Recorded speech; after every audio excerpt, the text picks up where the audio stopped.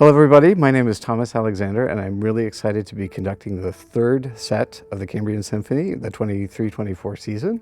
Our concert, Motifs, is on April 13th. It's a Saturday at 7:30 at Anza College. The program is very cinematic. We have Strauss at the beginning of the program and John Williams and Rachel Portman in the second half of the program.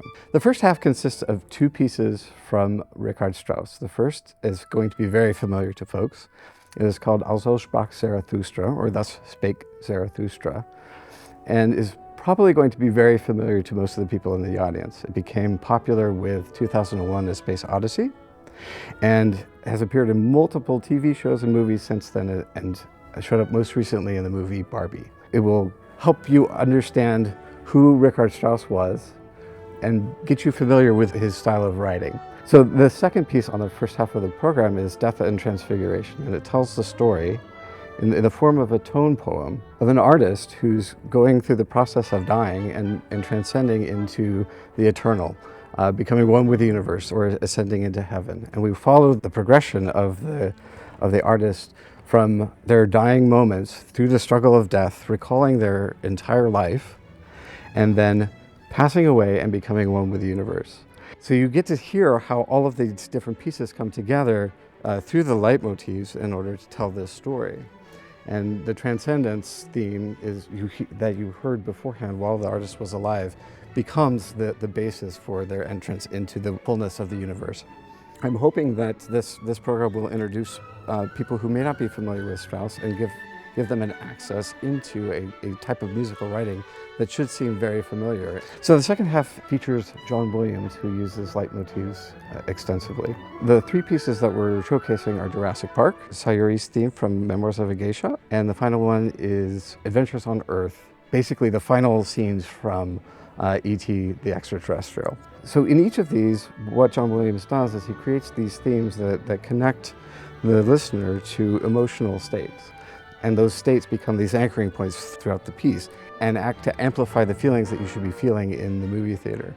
So it's using the same sort of approaches that Strauss did when he was telling the story of the artist that was dying.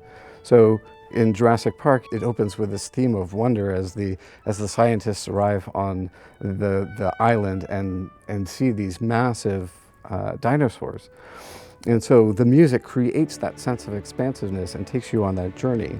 And then you hear these heroic themes about the adventures unfold. The same thing with Sayuri's theme. It's this Memoirs of a Geisha is really a story about the struggle of a young woman making it in society, and you feel through the music and the constant struggle just the strength that character has, and it creates that sonic landscape with the way that the music is written. And finally, E.T. Adventures on Earth is similar to the Strauss. In the Strauss, we had an artist basically trying to make it into heaven, trying to be at peace. And with E.T., we're trying to get this alien back into the stars, and you hear the different parts of the story coming together. So you hear the riding of the bikes, kids trying to get away from the government. You hear the government continuing to show up. The leitmotif keeps interrupting and getting in the way of E.T. getting back home. You hear the sound of suffering as E.T. and Elliot realize that they need to separate. And then you feel the triumph when E.T. finally makes it off the planet and is safe again. And he transcends into space the way the artist transcended into heaven or into the eternal. And what's interesting too is that just how much John Williams will pull from cultural references that are familiar to people. The bookends of the program actually were very intentional. The first part of the program is the beginning and the end. So Sunrise from Also sprach Zarathustra, and the second piece is Death and Transfiguration, so the beginning and the end. And we associate Also sprach Zarathustra with 2001 and space, and John Williams knows that.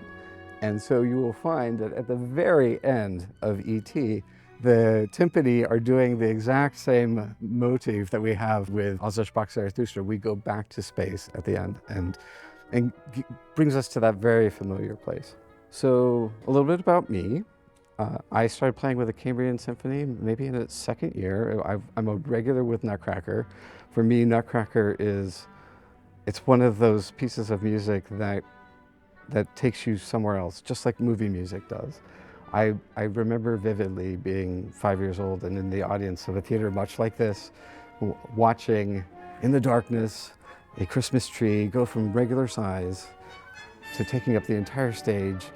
Little mice became the size of humans, and I really believed in magic, and that's what this program is about. It's about creating that sort of cinematic magic using only a collection of instruments. I've been playing the violin since I was 5. I started conducting when I became concertmaster or section leader for the violins in an orchestra, and I found that that just waving a stick seemed to come naturally for me, and helping people come together and creating wonderful things was something that I really enjoyed doing. What I love about the Cambrian Symphony is its mission of bringing together professional musicians and growing young musicians and students together with to build a common love and appreciation for some of these great works of music.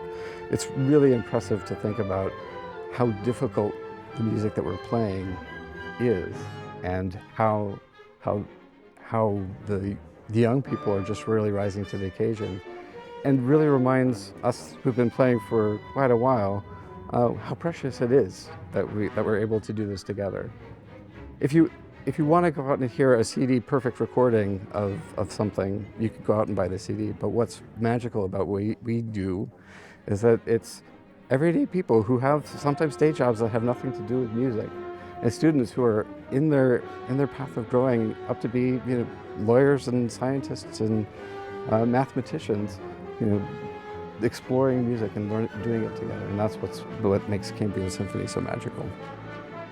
Our concert, Motifs, is on April 13th. It's a Saturday at 7:30 at the Anza College.